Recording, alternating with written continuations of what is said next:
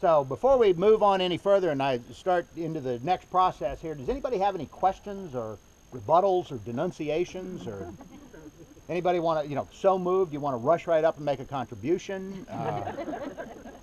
Okay, well, we'll save that for later. After we do this, I'm going to ask that question again. But we also have cookies, too. A tradition, don't let me forget this. My able assistant here, her job is use the GoPro and remind me about the cookies, because a tradition at the Wildlife Center is we celebrate afterwards. So we always bring really good cookies. How important is it to return it to about the same location that you found it? Have you had success not doing that? Is that key? I don't know if all of you heard the question is, how important is it to return it to the area from which it was found? It probably varies based on the age and reproductive status of the bird. This is an adult bird. It possibly is with a nesting or an established pair here. So we like to bring them back. With juvenile birds, they're going to move around quite a bit anyway, and especially ones that are raised entirely in captivity, where they haven't had a chance to imprint on a place. It's probably less important. And so for us, and with collaboration with our colleagues in the game department, typically we decide to put those juvenile birds in an area where they have the maximum chance of success associating with other eagles, good food source, good habitat, good protected area. We know of some of the birds we've released in the past that immediately went back to the nesting sites from which we believe them to have come and reproduced the very next year. One down near West Point one year that it was one of those moving things that sticks with you for a career. Literally, it was a cold, windy day, and I was there by myself. We didn't do the big deals back then. We've learned. So it was myself and a TV guy, and we put the eagle up, and she flew up in a tree and started looking around and realized, you could see recognition. We released her right where she was found. She realized she was back home. She lets out this blood-curdling scream, and over in the woods, she was answered.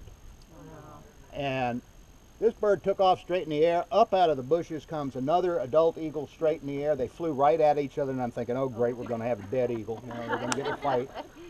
They flew straight up, clenched talons, tumbled through the air a little bit, broke, and flew off side by side. I can't make that stuff up. I'm telling you, and truly, that has been at least 20 years ago, and I can see it in my mind's eye as vividly as if it had just happened. That's the kind of thing that can happen. There are other things that happen too, but we try to forget those. All right, so what I'm going to do now, we're going to get down here and get the bird out, and so if you guys can start kind of forming up your semicircle, I'm going to get him out and we'll start moving around. How far is the farthest track bird away? The one that's being tracked, gosh, she's gone. What, she's probably had a range of 100 miles from one end to the other. She's been relatively local. We've had birds with satellite transmitters up in Long Island from Virginia. Right. So the birds in the Chesapeake Bay can disperse over a very broad area. Right. And what's important about the Rappahannock, where we are now, and the other concentration areas that are part of the Chesapeake Bay, is that we host birds from all over the country. Right. Birds from Maine will come down, birds from Florida make it up here, so this is a critical resource to the continued recovery of this species. And certainly the work that we've done here in Virginia to restore the Chesapeake Bay has been critical to eagle recovery, not only here in Virginia, but as Steve said, to eagles all over.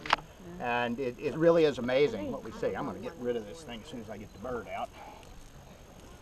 We have bumpers? Oh, no bumpers. Nope. No, we've learned that lesson. Get the door for me and I'll grab him out of there. Go ahead and do it. Right, come on here, big boy.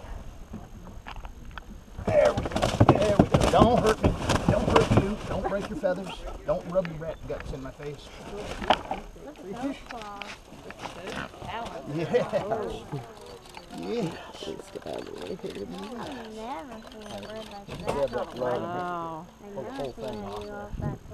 Now, people are going to ask, wait a minute, you're taking your gloves off. What's wrong with you? Well, nothing yet, and we hope we're going to keep it that way.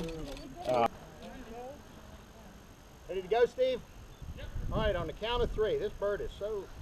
Ready? All right, ready? 1, 2, 3.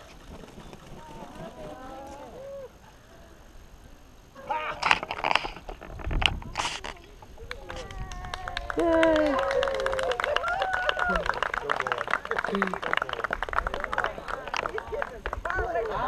Out of here. Well, that's not too shabby. Let's have some Cookies.